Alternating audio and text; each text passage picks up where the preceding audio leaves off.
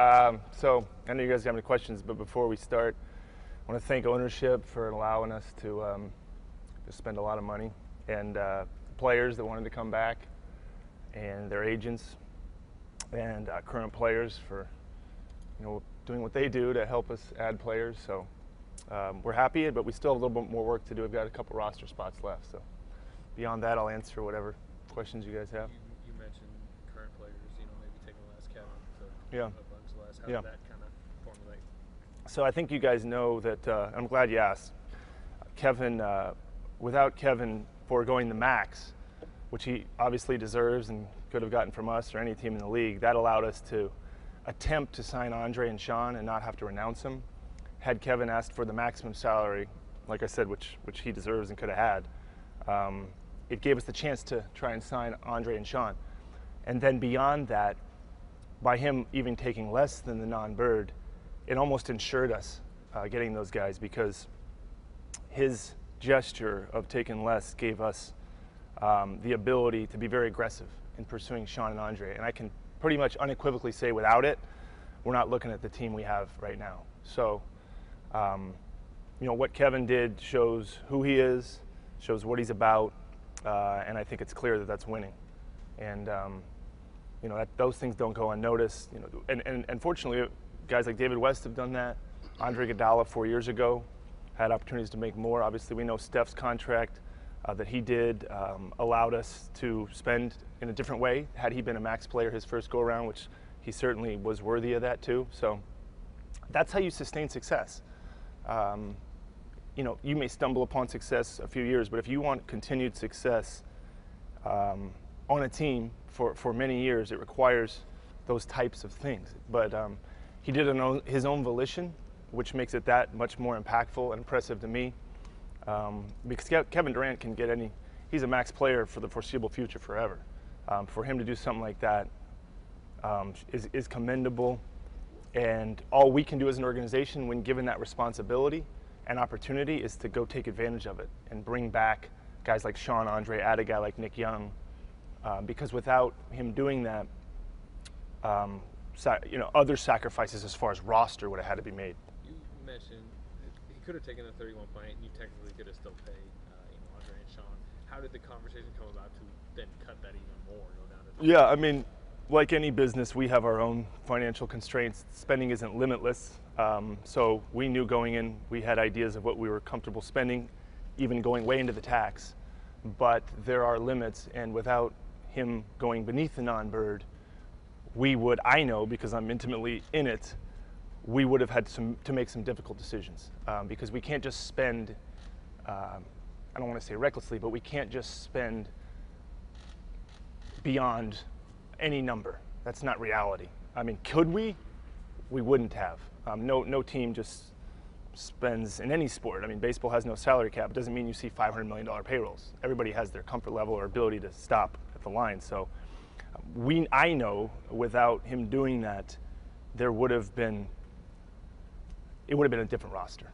And clearly to me, a roster that wasn't as good as the one we have right now. So the details of it, I'm going to keep private, but that's the truth.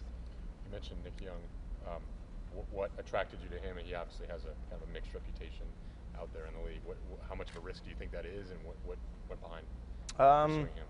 Again, I mean, Kevin's doing what he did allowed us to use. We did not anticipate going into the taxpayer mid-level at the number that we did, but we felt like Nick was an upgrade for a guy coming off the bench, and he shoots. There's a lot of statistics floating around, but to have a shooter like that, a 40% shooter, especially on the catch and shoot, a natural scorer, when we had that opportunity, we went out and grabbed it.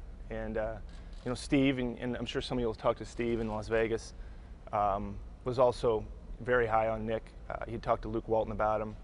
Our players were very high on the idea of adding Nick. So, I know that what you referenced is reputation, but sometimes that's not accurate. We had a guy like JaVale who sometimes, and I'm not even sure, I don't personally know why Nick, I just think he has fun playing basketball. But I guess sometimes you have to be serious at what you do. but I don't view what he does as a negative, and I think he'll fit well with what we do. And you guys will get a chance to talk to him in half an hour, I think. And so, but we're excited. We're excited about what he'll bring.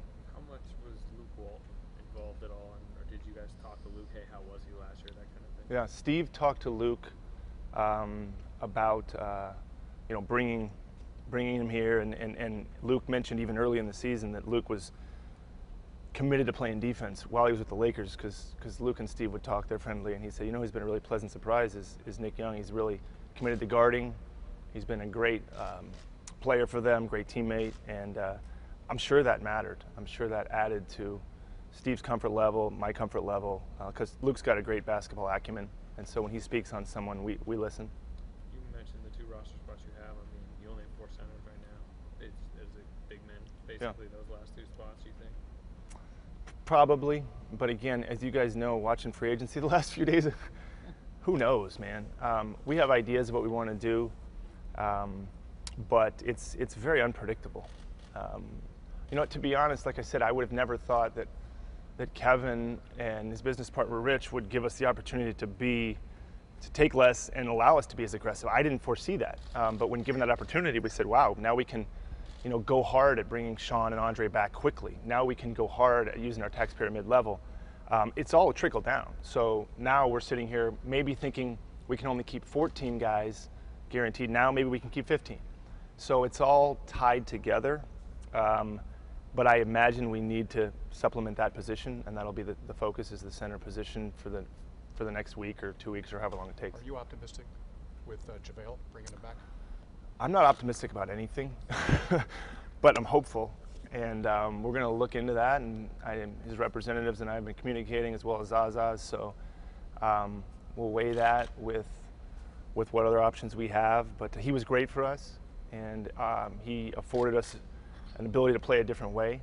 And so in free agency, and whether this is JaVale or any player, all our front office does, ownership, is we go forward and do our best. And sometimes that results in bringing back a team we like. And to be honest, you don't really know how it's going to come together. Like I said, there's a lot of unexpected positive things that happen in this free agency for us, but we'll see how it concludes. We stay in constant contact with the people we want to bring here, and I'd be speculating I'm just guessing right now as to how we'll fill the rest of it out. How tenuous was that Andre situation in those hours? Pretty tenuous. Again, I mean, I keep coming back to Kevin, but Andre took less the first time he came here. He flat out did, and so and Andre's helped us win 2 championships. And Andre, it's ironic that Andre was one that went to the Hamptons last year to recruit Kevin Durant, a player that plays his position, and knowing that had Kevin not taken less, Andre might not be here. So this is how all this is connected, and what makes our organization special is a lot of players in Andre's position would have said, I'm not going to recruit Kevin Durant. He plays my position. And he's not, Andre's a very smart guy. Should Kevin have said, you know what, I want the max, that would have made us renounce Andre. And then he's out in the open market with an inability to come back. So my point in saying all this is, what makes this group special is who they are, who Kevin Durant is, who Andre Iguodala is, Sean Livingston. I mean, I think he could have made more money. David West, you guys turned down a ton of money. Steph Curry on his first contract. I mean, a lot of people wouldn't have handled that the way he did. A lot of people would have looked at us differently as an organization and felt like, I'm on the 50th highest paid contract. He never did that once.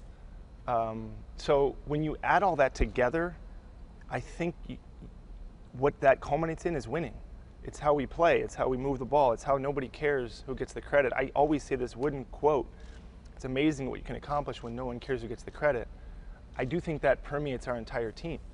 And you know what? The players benefit because, fortunately for us, it's the result has been winning. And that is a reward, though. But when people sacrifice, you hope that's the result. But sometimes it's not. Thankfully for us, it has been over the last few years. How long was the conversation with Jeff, Steph's guy? Pretty short. Pretty short. Jeff, yeah, I mean, again, a great partner, and just with both Jeff and Rich Kleiman, I mean, those are foundational pieces. Obviously, Kevin and Steph and everybody else, but you're you thank your lucky stars when you have a guy like Steph Curry in your organization. So that was a pretty quick conversation.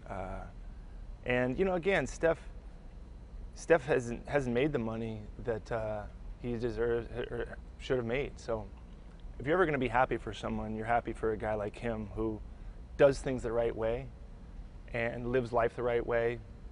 And you know what? I talked to him the other day. He's going to do good things with that money. Nobody needs $200 million, let's be honest. I mean, nobody needs that. I don't think anybody needs that. So it's what do you do with that? And I know he'll do some great things with that. Can Jordan Bell can only sign a minimum? Yeah. Has he already? We're in the process of working through that, but it'll likely be done before tomorrow's game. But yeah, we don't have, with signing Nick Young, we don't have the ability to dip into any mechanism to allow him to do more than a minimum. So we can do 2-year minimum, we can do 1-year minimum, but that'll probably get done tomorrow before we play. How involved was Joe Lacob in this whole process? Intimately.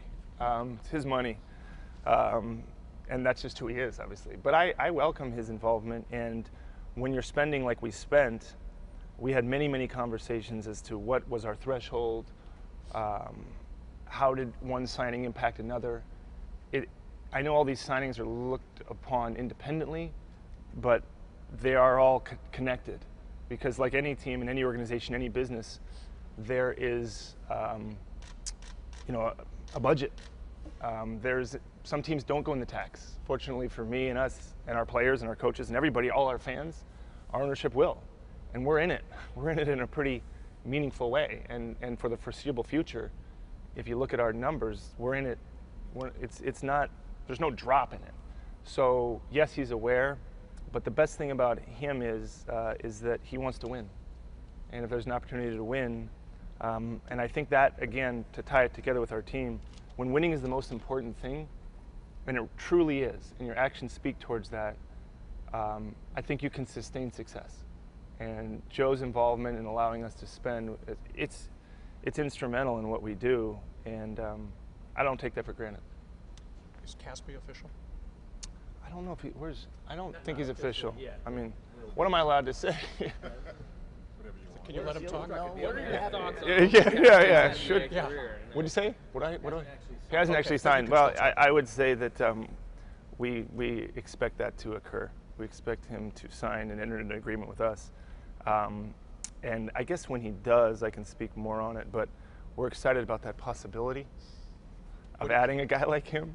I don't know what I'm allowed to say. That's the issue. You can address it. Okay, so anyways, he adds an element that we don't have, and a big that can space the floor and shoot, and we can use that. I mean, we've got a lot of guys that are 4/5, but non-3 shooting players, whether it's David West, Looney, Damian Jones, Jordan Bell, whatever other centers we bring back. They're not floor spacers, and even a guy that can back up Draymond Green. So Caspi gives us that.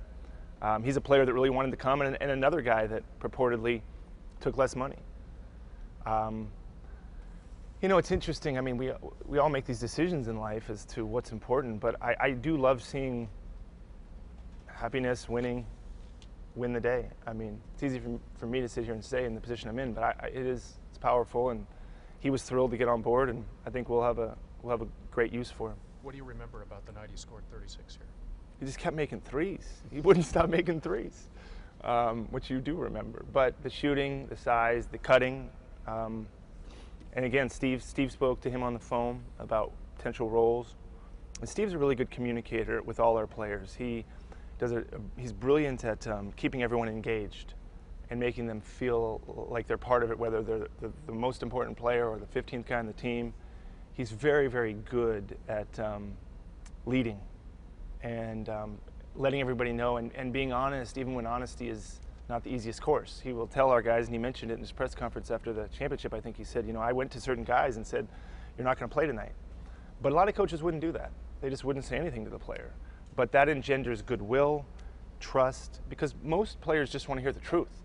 Even if it's not pretty, even if it's coming to you and saying, I think every player would rather hear, I'm not going to play you tonight, before the game instead of after the game, should the coach know it, saying, yeah, I didn't play you. I mean, it's tough, and it's a tough conversation, but Steve is really good, as you guys all know who work with him, at that part of his job. Very good.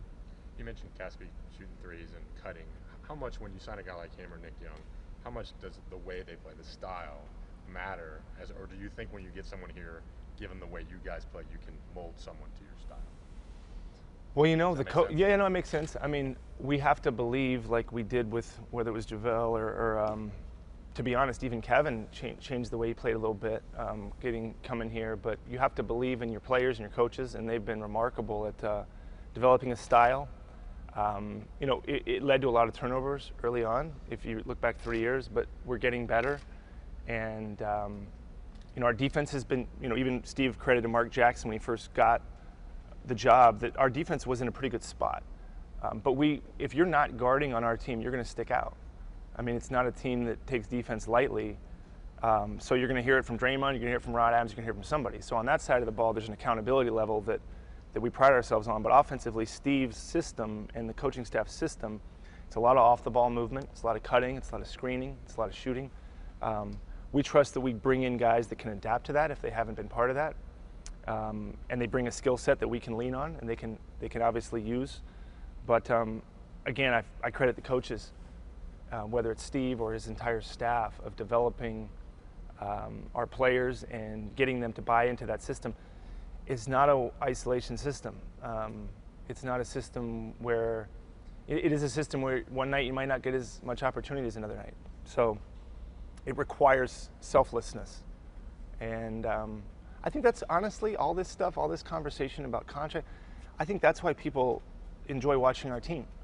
The selflessness of the way we play on the floor, but that's also the selflessness of who our team is. And as witnessed by what Kevin did and what other guys have done, that's what people love seeing. Nobody likes seeing greed and individuals grabbing attention.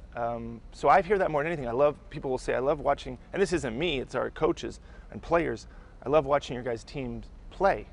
Why is that? Same reason why people love Magic Johnson. He passed the ball, right? I mean, we all love it.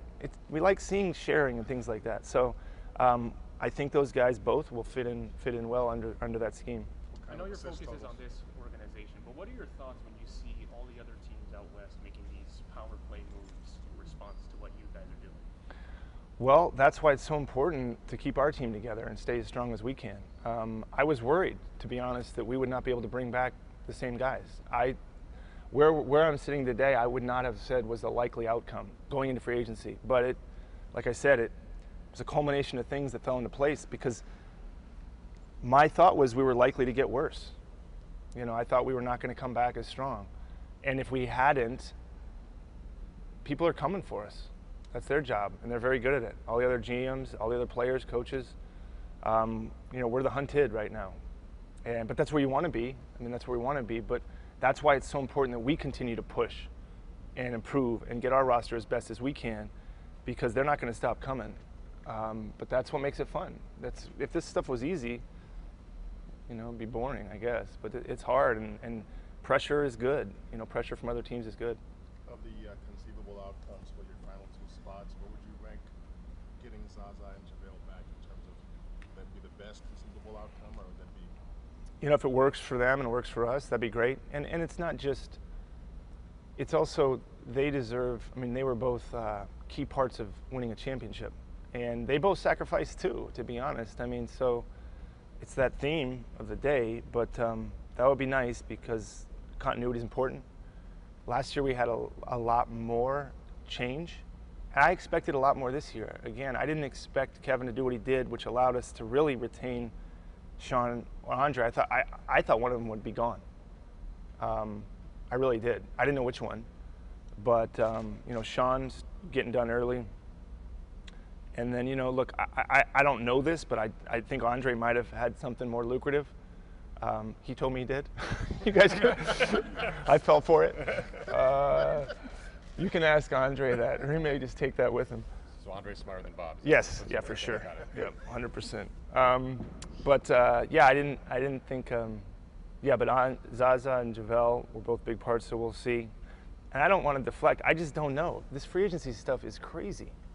It really is. You look around the league, you don't have to look too hard to see. You wake up every day, every hour, there probably something happened in the last 15 minutes that was, I didn't see that coming. Thankfully, we got to take care of our own business That's why we are constantly in contact with the representatives, the players. I talk to Joe all the time. Steve's engaged. Take care of our own business, because when the dust settles, this is our chance to improve our team. This is it. You got this, the draft. These 3 weeks leading up from the draft till today, that's it. You go forward, most teams don't do anything until February. So if we make missteps here, you know, we don't get the opportunity to spend with what Kevin did, we're not the same team. And we're sitting there in camp worse, and nobody wants that. You guys are going to be in the tax for a bit.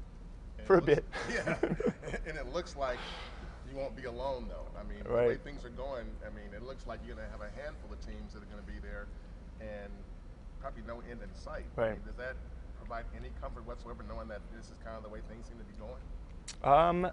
Well, it's competitive, right? And so, you know, yeah, seeing a lot of teams in the tax, I mean, it's interesting because you can be 5 million in the tax, or you can be 15 or 20. You know, we're in it in a pretty meaningful way. Some teams are, some teams aren't. But yeah, I mean, I guess it's also frightening to see that that teams are willing to push to this degree. Because you know, like I said, with our ownership group, we went past what we were comfortable doing, even with Kevin doing what he did. So yeah, but we're trying to win a championship. And you know what? You don't always get to win, and we were fortunate the last few years. The 2 years we won it, we were out of the tax. But I don't see that happening. I think those days might be over. So does Joe have? Last one that I got to get Nick out here. Does Joe have in his mind like a hard number that he won't cross, or? There's some pretty You already big. crossed the number that Well, you we can't crossed that cross. number already. Yeah, there was, and it got blown through. And there was a number. There's some scary numbers that. There's some huge numbers that anybody would acknowledge are big. So we have to work within the confines we have. And again, you know, you look at teams that have sustained success over their years. You look at Tom Brady. I don't know if he's ever been the highest paid quarterback, but he's got 6 Super Bowls. You look at Tim Duncan, what he did in San Antonio. It requires things like that to keep it together. Otherwise, you can't sustain it. It's unsustainable. So we have budgets, we have numbers, but fortunately we have guys and players that are willing to keep it together and offer us the opportunity to keep it together. And without that, you know, I've said it many times, without what we would have been a worse team. So.